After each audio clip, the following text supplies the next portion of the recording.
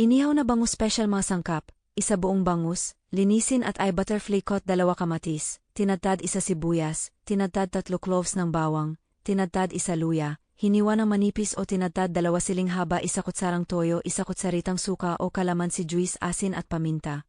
Ayon sa panlasa mantika aluminum foil paraan ng pagluluto. 1. Ihanda ang palaman. Pagsamahin sa isang mangkok ang tinadtad na kamatis, sibuyas, bawang, luya, siling haba, toyo, suka, asin at paminta. Haluin mabuti. 2. Ilagay ang palaman sa bangus. Ibungad ang bangus at ilagay ang palaman sa loob. Pwedeng tahiin o itali ng kitchen twine para di matapon ang laman habang iniihaw. 3.